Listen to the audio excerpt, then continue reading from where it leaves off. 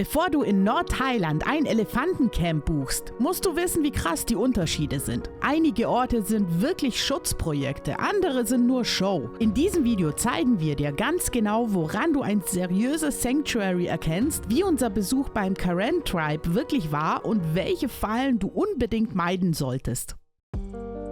Elefanten gehören zu Thailand wie Tempel und Streetfood, aber ganz ehrlich, kaum ein Thema ist so schwierig wie dieses. Jeder will ihnen einmal nah sein, aber die meisten wissen überhaupt nicht, was hinter diesen Sanctuaries steckt. Und genau da wird's heikel. Hinter schönen Bildern kann sich richtig viel Mist verbergen. Die Frage ist also nicht, wo kann ich coole Fotos machen, sondern woran erkenne ich ein Sanctuary, das wirklich gut für die Tiere ist und nicht nur gut fürs Marketing. Wir waren vor Ort, haben mit Mahouts gesprochen, haben gesehen, wie Elefanten wirklich leben und nehmen dich jetzt mit hinter die Kulissen.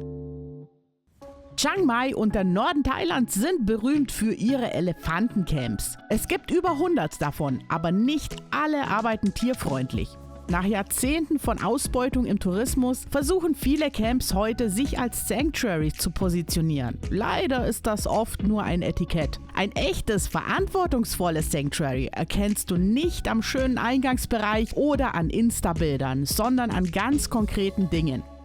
Die Elefanten stehen nicht in Ketten, sie müssen keine Kunststücke machen, es gibt keine Shows. Stattdessen geht es darum, dass Besucher etwas lernen, über Haltung, über Verhalten, darüber, wie viele Elefanten gar nicht mehr in die Wildnis zurück könnten. Sie haben viel Platz, viel Ruhe und Mahouts, die wirklich respektvoll mit ihren Tieren umgehen, ohne Haken und ohne Druck. Genau daran erkennst du ein Sanctuary, dem es wirklich um die Tiere geht und nicht um die nächste Busladung Touristen. Wir waren im Karen Tribe Native Elephant Sanctuary in Nordthailand, einem Ort, der wirklich versucht, Tradition und Tierschutz unter einen Hut zu bringen. Das Ganze liegt nicht irgendwo im Dschungel, sondern in einem kleinen Dorf in den Bergen, ungefähr 2 Stunden Fahrt von Chiang Mai entfernt. Und genau das merkt man sofort. Hier passiert nichts im Schnelldurchschleusen-Modus. Das Dorf gehört zur Karen Community, also einer Bergethnie, die seit Generationen mit Elefanten lebt. Viele von den Mahouts dort haben ihre Tiere früher auf Feldern arbeiten lassen. Das war früher Tradition in Thailand, so wie es mit Nutztieren in Europa auch war. Jetzt finanzieren sie das Futter und die medizinische Versorgung über diese Sanctuary-Besuche, aber eben bewusst klein gehalten.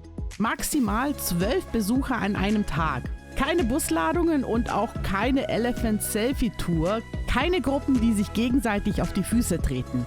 Das macht's nicht nur ruhiger, sondern auch deutlich tierfreundlicher, weil die Elefanten nicht ständig mit neuen Leuten konfrontiert werden und der Alltag für sie viel berechenbarer bleibt. Jeder Elefant hier hat hier seinen eigenen Mahout. Und das ist nicht einfach ein Tierpfleger, der um 17 Uhr Feierabend macht. Viele Mahouts wachsen mit genau einem Elefanten auf. Manche leben über Jahrzehnte mit demselben Tier. Diese Bindung ist extrem eng, aber auch komplex. Der Mahout muss das Verhalten seines Elefanten lesen können, bevor überhaupt etwas passiert. Er weiß, wie viel Stress der Elefant verträgt, wie viel Nähe okay ist, welche Geräusche was bedeuten. Und genau das sorgt am Ende dafür, dass solche Sanctuaries, wenn sie gut geführt sind, überhaupt funktionieren, weil Tradition und Tierschutz nicht gegeneinander arbeiten, sondern sich langsam aneinander annähern.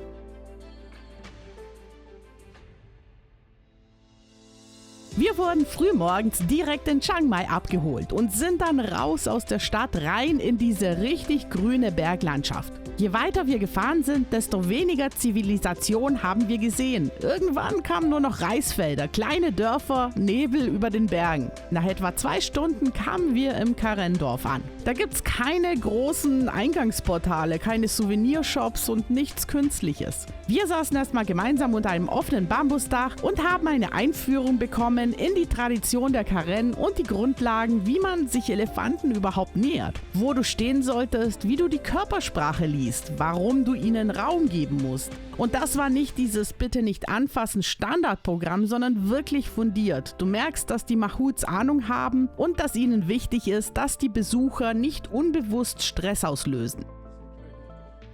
So today represent to my village. Welcome everybody to my village. We only 75 houses here. We have to every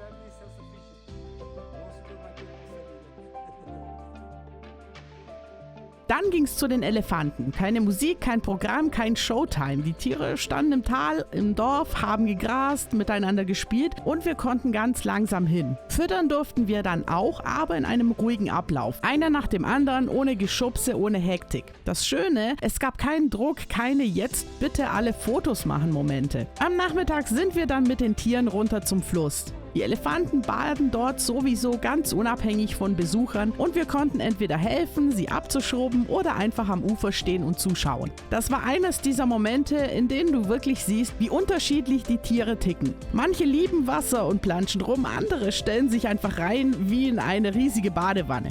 Und wieder keinerlei Druck, keine Mahouts, die irgendwen ins Wasser ziehen oder die Tiere reinschicken. Die liefen selbstständig runter, wann sie wollten. Das Thema Elefantenreiten in Thailand ist seit Jahren stark umstritten und das oft zu Recht, aber nicht immer auf Basis der ganzen Geschichte. Die Bilder, die viele im Kopf haben, angeketterte Tiere, die in der Hitze Touristen auf dem Asphalt tragen, stammen aus einer Zeit, in der Elefanten tatsächlich im Massentourismus missbraucht wurden. Dieses Bild hat sich tief eingebrannt und sorgt bis heute für berechtigte Kritik. Aber es gibt auch eine andere Seite. In den Dörfern des Nordens, besonders in Regionen wie Chiang Mai, hat das Zusammenleben von Menschen und Elefanten eine jahrhundertealte Tradition. Für die Karen, das Bergvolk, das hier mit Elefanten lebt, sind die Tiere keine Touristenattraktion, sondern Teil der Familie. Jeder Elefant hat eine feste Bezugsperson, den sogenannten Mahout, der sein ganzes Leben bei diesem Tier bleibt. Vom Kalb bis ins hohe Alter. Reiten ist hier keine Show, sondern Teil der gemeinsamen Bewegung und Pflege. So wie in Europa Pferde geritten werden, um sie zu trainieren, ihre Muskulatur zu erhalten und sie geistig auszulasten, werden auch Elefanten in Thailand traditionell geritten. Nicht mit Metallgestell oder Belastung, sondern kurz, ohne Gewicht, meist nur vom Mahout selbst. Im Karen Tribe Native Elephant Sanctuary wird das transparent erklärt. Das Reiten ist optional, kein Muss und dient nicht der Unterhaltung der Besucher, sondern der körperlichen Aktivität der Tiere. Wer möchte, kann statt aufzusteigen einfach neben dem Elefanten laufen, ihn füttern oder waschen, ohne Bewertung und ohne Zwang.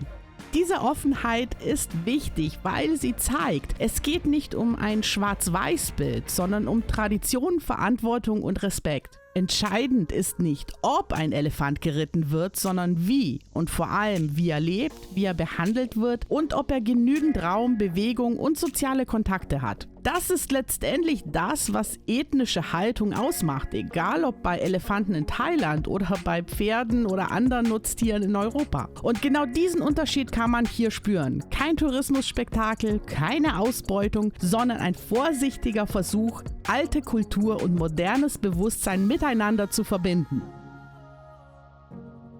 Wenn du in Thailand ein Elefanten-Sanctuary buchen willst, lohnt es sich wirklich vorher ein bisschen zu recherchieren. Nicht im Sinne von 2 Bewertungen lesen und gut ist, sondern einmal bewusst schauen, wie der Ort arbeitet. Lies dir die Webseite genau durch, wird offen erklärt, wo die Elefanten herkommen. Gibt's feste Mahouts, die schon lange mit den Tieren zusammenleben. Und ganz wichtig, stehen da wirklich klare Aussagen wie No Chaining, No Shows und nicht nur hübsche Formulierungen wie Ethical Experience oder Responsible Tourism.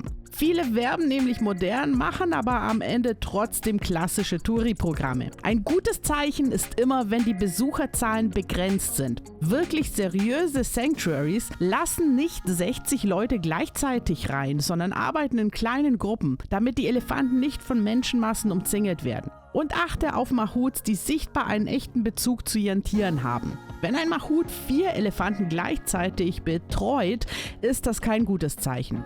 Ein Mensch pro Tier, das ist die traditionelle Struktur, die heute auch im Tierschutz als sinnvoll gilt. Auch wichtig, ein Sanctuary, das Selfies, Elefanten küssen oder bitte stell dich mal links neben den Rüssel anbietet, kannst du eigentlich direkt von der Liste streichen. Das ist Entertainment, kein Tierschutz. Ein seriöser Ort lässt die Elefanten entscheiden, wie nah sie den Besucher ranlassen, nicht umgekehrt. Was du auf jeden Fall mitbringen solltest beim Besuch ist Sonnencreme, Mückenschutz, Sandalen oder Schuhe, die nass werden dürfen, ein Handtuch und auf jeden Fall Wechselkleidung. Aber das Wichtigste ist eigentlich deine Haltung, Respekt. Du bist zu Gast bei einer Community, die gerade versucht, ihre jahrhundertealte Beziehung zu Elefanten zu verändern und besser zu machen. Und je ruhiger und offener du dorthin gehst, desto schöner wird das Erlebnis für dich und vor allem für die Tiere. Schreib uns gern in die Kommentare, wie du zu Elefanten Sanctuary stehst. Warst du vielleicht selbst schon mal in einem und wie hast du es dort erlebt? Oder planst du gerade deine Reise und suchst noch nach einem Ort, der wirklich fair mit den Tieren umgeht? Lass es uns wissen, wir lesen alles mit und helfen dir gern weiter. Und wenn dir das Video gefallen hat, lass gerne ein Like da und abonniere den Kanal. Das unterstützt uns mega und hilft, dass noch mehr Leute unsere Reisetipps finden. Bis dahin, gute Reise und wir sehen uns im nächsten Video.